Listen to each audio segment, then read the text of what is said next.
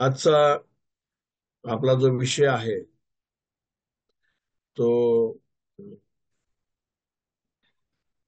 प्रभूची सेवा करत असताना आम्ही पवित्र जीवन कसं जगावं, पवित्र अं, पवित्र राहून आम्ही देवाची सेवा करावी. अं, ह्या संबंधाने थोडे विचार मी आपल्या समोर मांडणार आहे देवाच्या वचनामधून. अं, पॉल लिहितो की म्हणून बंधुजन हो, मी देवाच्या करुणेमुळे तुम्हाला विनंती करतो की तुम्ही आपली शरीरे जिवंत, पवित्र व देवाला ग्रहणीय अशी समर्पित करावी. तसंच पेत्र पण लिहितो की तुम्हाला पाचारण करणारा जसा पवित्र आहे, तसे तुम्ही सर्व प्रकारच्या आचरणात पवित्र व्हा. आणि मग तो लेवीच्या पुस्तकातला संदर्भ देऊन तो तिथे पुढे असं म्हणतो की कारण असा शास्त्रलेख आहे की तुम्ही पवित्र असा कारण मी पवित्र आहे.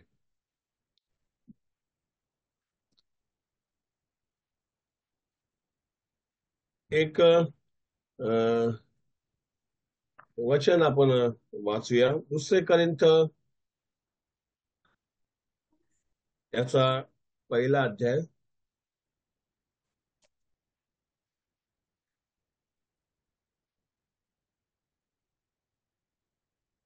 दुसरे करिंथ याचा पहिला अध्याय आणि त्याचं 12वं वचन मी वाचतो. दुसरे करिंथ पहिला अध्याय आणि 12वं वचन.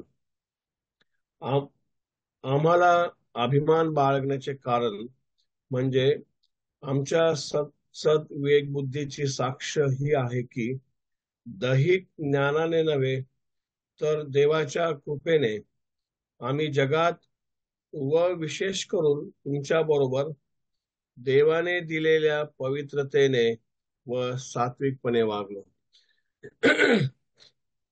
या ठिकाणी पॉल करिंदकरांना लिहित असताना तो तुमच्यामध्ये आम्ही कसं पवित्रपणे आणि सात्विकपणे वागलो ह्याविषयी तो लिहित आहे. परंतु तिथे तो एक शब्द वापरत आहे की देवाने दिलेल्या पवित्रतेने. ही जी पवित्रता आहे, ती पवित्रता आम्हाला देवाने दिलेली पवित्रता आहे. कारण आम्ही स्वतःच्या स्वतःच्या आमच्या पवित्रतेविषयी विचार आमचे फार तोकडे विचार आहेत ना, छोटेसे विचार आहेत, ते पुरेसे नाही. परंतु देवाने दिलेली पवित्रता, त्या पवित्रतेने आम्ही ह्या जगामध्ये अं, समाजामध्ये मंडळीमध्ये आम्ही सेवा करावी, राहावं, कसं राहावं याविषयी पॉल तिथे लिहित आहे. कारण अं, आम्हाला प्रभू ख्रिस्तामध्ये आम्हाला नीतिमान असं गणले गेलेलं आहे. देव प्रभू ख्रिस्तामधून आमच्याकडे पाहतो. म्हणून आमची जी पवित्रता आहे ती पवित्रता ही देवाने दिलेली पवित्रता आहे.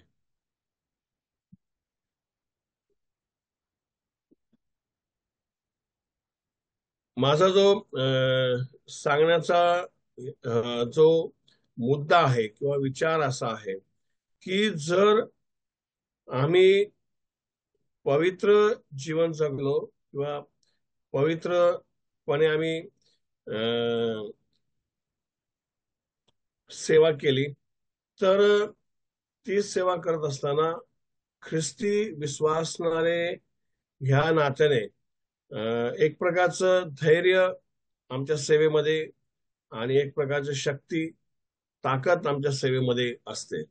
नाहीतर जर पवित्रपणे जर आम्ही सेवा केली नाही तर ती देवाला मान्य नाही आणि त्या सेवेचा काही उपयोग किंवा फायदा किंवा ती एक सर्वसाधारण सेवा होऊन जाते. आम्हाला शमशोनाचं उदाहरण ठाऊक आहे ना, शमशोनाचं उदाहरण ठाऊक आहे. ह्या शमशोनाच्या बाबतीत आम्ही पाहतो की जसं देवदूताने अब्रामाला आणि सारेला अं, येऊन सांगितलं की तुम्हाला पुत्र होईल, आणि त्या इसाकाच्या जन्माविषयी त्यांना सांगितलं. तसंच हा शमशोन देखील असा एक आहे की त्याच्या माता पित्यांना येऊन देवदूताने सांगितलं त्याच्या जन्माविषयी. दूतांनी येऊन सांगितलं आणि त्यांना सांगितलं की तुझा मुलगा हा जन्मापासून नाझीर होईल, आणि इस्रायलास त्यांच्या हातून, पलिष्ट्यांच्या हातून तोच सोडवायला तो त्यांना काय करेल, प्रारंभ करेल. आणि म्हणून त्याच्या आईला पण सांगितलं की तू आतापासून द्राक्षरस अथवा मद्य पिऊ नको.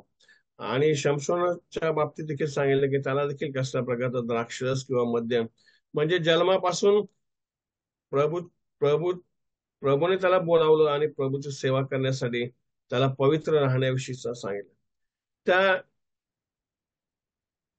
शमशोनाला देवाने इतकं सामर्थ्य दिलं, इतकी अफाट शक्ती दिली.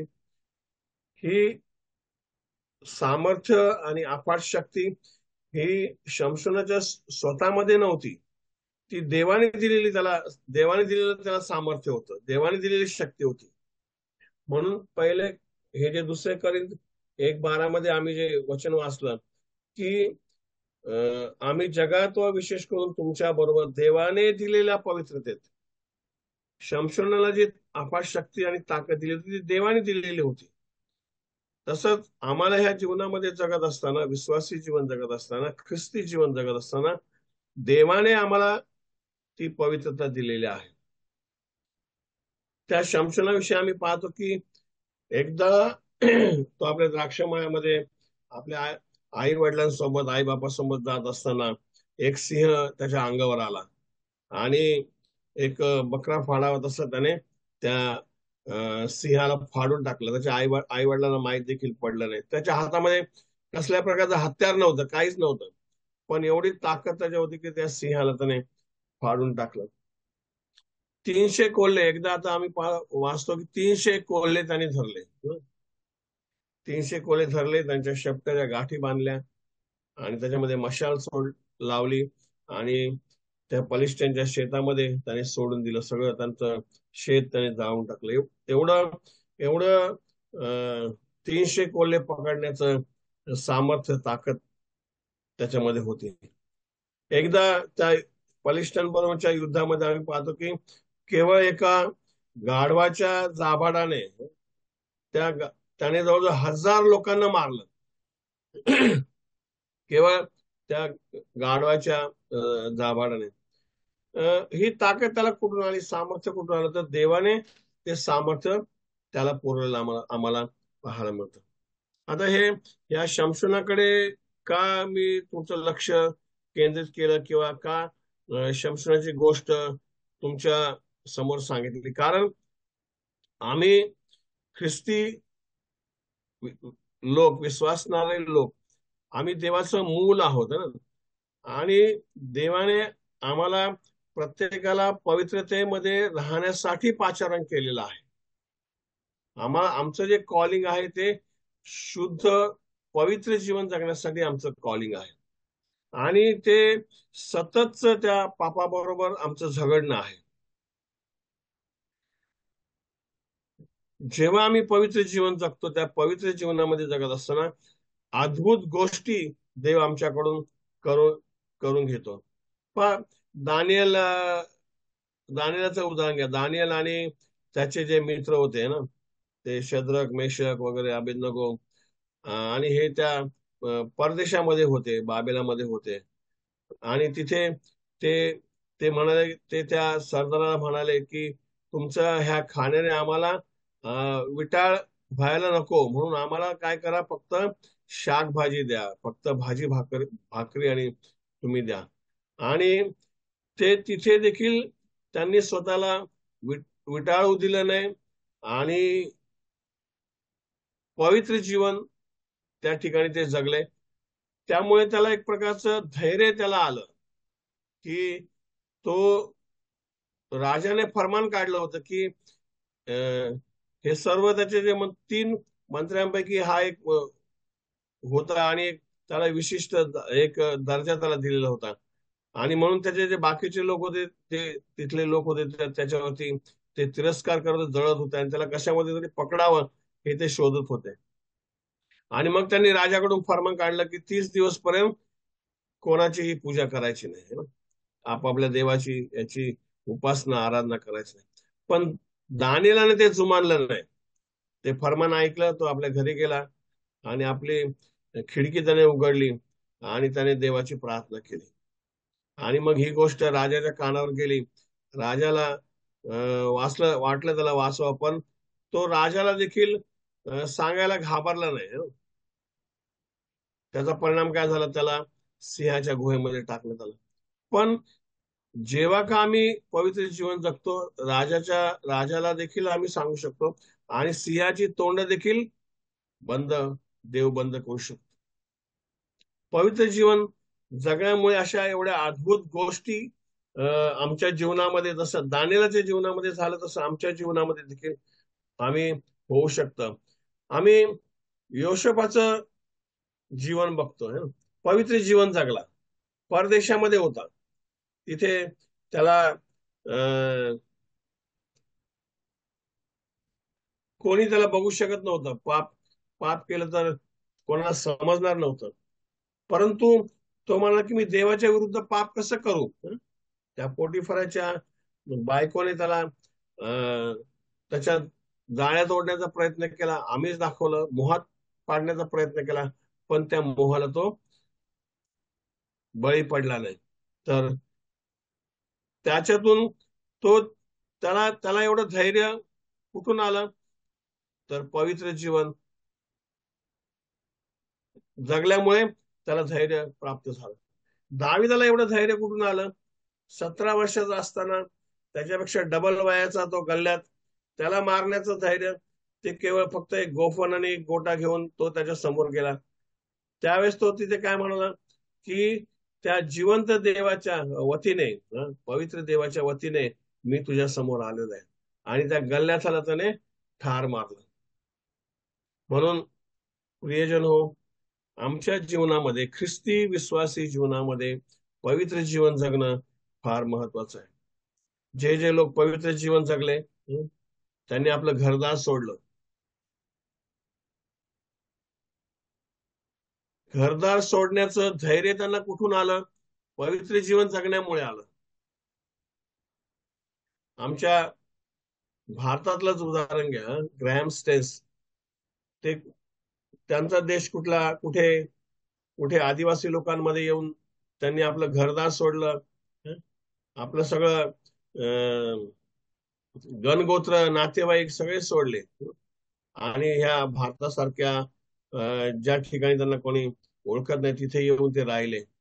त्यांनी ख्रिस्ताची सेवा केली, एक सिंपल साधारण सुवार्ता सांगण्यासाठी की देव तुमच्यावरती प्रीती करतो आणि त्याने तुमच्यासाठी प्राण दिला, तो तुमचा तारणार आहे. एवढं एवढं एक गोष्ट सांगण्यासाठी त्याने आपलं घरदार सोडलं. स्वतः शेवटी इथे त्याने स्वतःला त्याने दिलं, आपल्या मुलांना देखील गमवावं लागलं. हे धैर्य कुठून येतं, आपला देश सोडून दुसऱ्या देशामध्ये जाण्याचं, पवित्र जीवन जगण्यामुळे. जर आम्ही पवित्र जीवन जगलो, आम्हाला इब्री लोकांच्या पत्रामध्ये किती तिथे जे विश्वासा संबंधाने जे हिरो होऊन गेले, त्यांच्या संबंधाने जर आम्ही पाहिलं पाहिजे, इब्री लोकांचं पत्र 11 अध्याय, आपण नेहमी तो तो शास्त्रभाग वाचतो. परत एकदा वाचूया 11 अध्याय आणि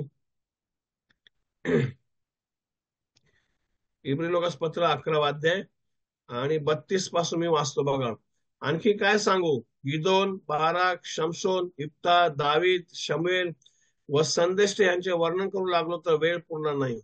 त्यांनी विश्वासाच्या द्वारे राज्य जिंकले, नीतिमत्व आचरले, अभिवचने मिळवली, सिंहाची तोंडे बंद केली, अग्नीची शक्ती नाहीशी केली, ते तरवारीच्या धारेपासून बचावले, ते दुर्बळांचे सबळ झाले, ते लढाईत पराक्रमी झाले, त्यांनी पारक्यांची सैन्य पळवली, स्त्रियांना त्यांची मृत माणसे पुनरुत्थान झालेली अशी मिळाली.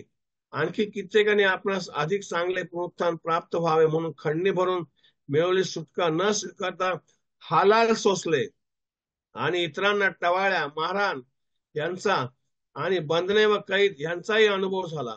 त्यांना दगडमार केला, मोहपाशात टाकले, करवतीने चिरले, ते तरवारीच्या धारेने मेले. ते मेंढरांची व शेरडाची कातडी पांघरून फिरत असत. ते लाचार, पीडित, त्रासलेले असे होते. त्यांना जग योग्य नव्हतं. जग योग्य नव्हते. म्हणून पाऊल देखील म्हणला की या जगातल्या सगळ्या गोष्टी माझ्यासाठी केर कचरा अशा आहेत. कारण का? हे धैर्य, हे सामर्थ्य कुठून आलं? पवित्र जीवन जगण्यामुळे हे सामर्थ्य येत.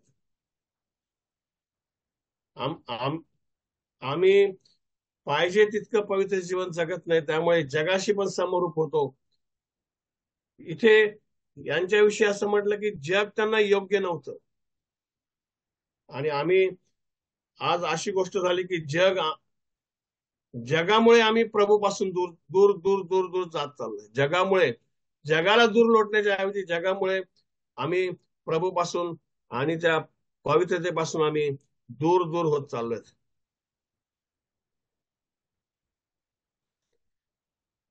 आदिवासी लोकांमध्ये, तुम्ही जर अंदमानमध्ये सुरुवातीच्या काळात मिशनरी लोकांचा जर इतिहास पाहिला, तर अशा आदिवासी लोकांमध्ये ते येऊन राहिले आपलं घरबार सोडून, की ते माणूस माणसाला खात होते, म्हणजे इतकं मारत होते. सिंहापेक्षा क्रूर असे ते आदिवासी लोक होते. अशा लोकांमध्ये ते येऊन राहिले. एवढं धैर्य कुठं? आम्हाला इथे शहरामध्ये ट्रॅक्स वाटायला आता भीती वाटते, पण हे लोक त्या आदिवासी जंगलांमध्ये जाऊन राहिले, जिथे जिथे केवळ 20-20, 25-25 लोकांचे घर आहेत. अशा भागामध्ये, दुर्मिळ भागामध्ये येऊन ते राहिले. त्यांचं तिथे त्यांना त्यांच्या मच्छर चावल्यामुळे मलेरिया झाला. त्यांची मुलं तिथे त्यांना गमवावे लागले. तरी पण त्यांनी ते सोडलं नाही, ते तिथेच राहिले. आणि केवळ एक एक साधारण सुवार्ता, प्रभू ख्रिस्ताची सुवार्ता घेऊन ते ह्या जगामध्ये आले. देवावर त्यांचं प्रेम असल्यामुळे आणि त्यामुळे ते पवित्र जीवन ते जगले. त्या दानिएलाचे जे मित्र होते, ते म्हणाले आम्ही त्या त्या राजाला, त्यांनी सांगितलं आम्ही त्या मूर्तीला नमन करणार नाही. राजाला सांगण्याचं धैर्य त्यांच्यामध्ये कुठून आलं? त्यांना त्या अग्नीच्या, त्या धगधगत्या भट्टीत टाकलं, पण ते ते ते देखील देवाने ते बंद केलं. पवित्र माणूस, आम्ही पा प्रभू ख्रिस्ताचं उदाहरण घ्या. त्याला त्या डोंगरावरती नेण्यात आलं. त्याला त्याला त्याला सगळं दाखवलं आणि त्याला सांगितलं हे बघ, हे सगळं माझं आहे, हे सगळं मी तुला देईन, तू मला नमन कर. प्रभू ख्रिस्त बायबलमध्ये नाही, पण प्रभू ख्रिस्त मनात म्हणाल असेल की ह्याच्यापेक्षा कितीतरी पटीने माझ्याकडे आहे, आणि हे जे सर्व दाखवतोस ना, हे देखील माझंच आहे. आम्हाला देखील सैतान असं डोंगरावरती घेऊन जातो आणि सगळं दाखवतो, म्हणतो तू मला नमन कर, आणि आम्ही तिथे अपयशी ठरतो. त्या मोहानं बळी पडतो. पवित्र जीवन जगायला आम्ही कमी पडतो. आमच्या पवित्र जीवन जगण्याचे विचार आमच्या मनामध्ये असले पाहिजेत. त्या राजाला त्यांनी ते बोलले. आम्हाला प्रभू ख्रिस्ताने देखील त्या मंदिरामध्ये ज्यावेळेस तो गेला, त्याने तिथे सगळं बघितलं. ते सगळे जनावर विकतायत, चिल्लर विकतायत, हे विकतायत. त्याला तो म्हणला की माझ्या बापाचे घर ते तुम्ही चोर आणि लुटारांची गृह करत आहेत. त्याने सगळ्यांना हाकलून लावलं. ते धैर्य कुठून आलं त्याला? कारण आमचा प्रभू पवित्र जीवन जगला, पवित्र असं जीवन. पेत्र म्हणाला की त्याने कधी पाप केलं नाही, त्याच्या मुखात कधी कपट आढळलं नाही, त्याची निंदा होत असता त्याने उलट निंदा केली नाही. इतकं पवित्र जीवन तो जगला. आणि ज्यावेळेस आम्ही असं पवित्र जीवन जगतो, ख्रिस्ती लोक असे पवित्र जीवन जगतात, त्यावेळेस आम्हाला प्रभूची सेवा करण्यासाठी अधिक धैर्य प्राप्त होतं. आम्ही पवित्रतेमध्ये कुठेतरी कमी पडतो, त्यामुळे त्यामुळे आम्हाला असं वाटतं, जाऊ द्या, चालतंय, चालू द्या. कशाला भांडणं करायची, कशाला कोणाला काय बोलायचं. पवित्र जीवन प्रत्येक गोष्टीमध्ये आम्हाला जगायला पाहिजे. देवाला देण्याबद्दल, वेळ देण्याबद्दल, बायबल वाचण्याबद्दल. देवाला देण्याच्या बाबतीत पण कधी आम्ही पवित्रता राखत नाही. देवाचं जे आहे ते आम्ही चोरतो. आम्ही गीत गातोय ना, तन मन धन. पण तन मन धन प्रभू तव चरणी असं म्हणतो, पण भाजीमध्ये मीठ जसं टाकतं ना, तसं चिमटीभर टाकतो. तिथे पण आम्ही देवाला फसवतो, चोरी करतो, खोटं बोलतो. खोटं बोलण्याने देखील आमच्या पवित्रतेला बाधा होते. मंडळीमध्ये प्रभू उपस्थित आहे ना. आम्ही त्या प्रकटीकरणामध्ये पाहतो, 7 समयामधून प्रभू फिरत आहे, प्रभू तिथे उपस्थित आहे. आणि आम्ही म्हणतो, प्रभू तन मन धन आम्ही तुला देतो. आणि टाकतो किती? प्रभूला स्मरून. आम्ही पवित्र जीवन जगत आम्ही प्रभूची सेवा केली पाहिजे. सर्वसाधारण सेवा नाही, एक्स्ट्रा ऑर्डिनरी सेवा आमच्याकडून जर व्हायची असेल, एक्स्ट्रा ऑर्डिनरी, तर पवित्र जीवन जगण्यामुळेच ती एक्स्ट्रा ऑर्डिनरी सेवा होऊ शकते. पण आणखीन एक वचन आपण वाचूया, माझा वेळ होत आलेला. आणखीन एक वचन, शास्त्रीचं पुस्तक, ते वचन वाचून मी बंद करतो. 16 अध्याय,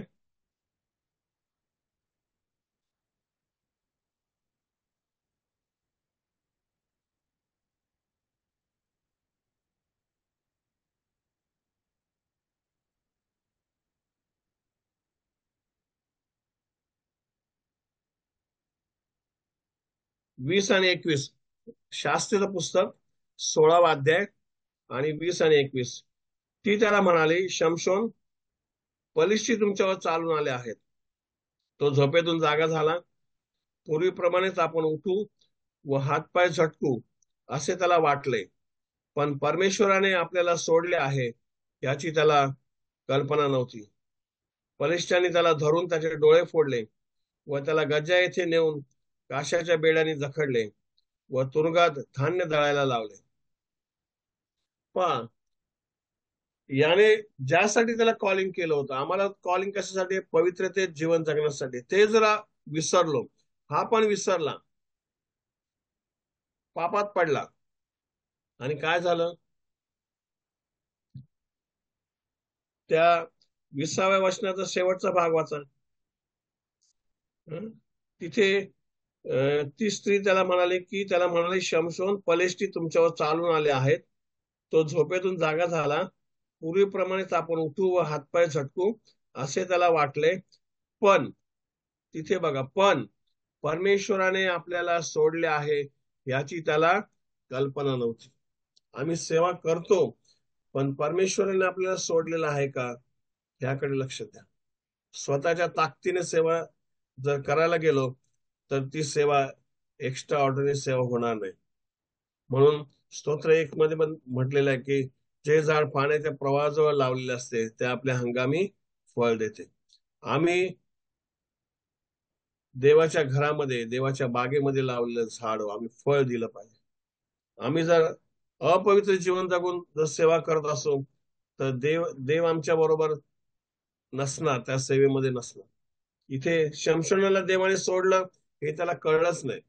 आम्हाला देव कधी सोडून जाईल आम्हाला कळणारच नाही, आमचे संघर्ष सोडून.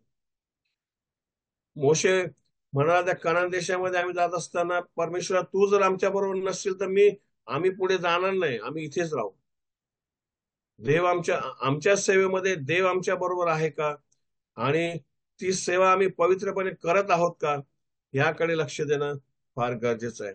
आणि ज्यावेळेस आम्ही पवित्र जीवन जगून सेवा करतो त्यावेळेस एक्स्ट्रा ऑर्डिनरी सेवा आमच्याकडून होते, सर्वसाधारण. देव बाप करो आणि हे सर्व समजण्यास आपलं सहाय्य करू. पुन्हा एक वार मी आपल्या सर्वांचे आभार मानतो.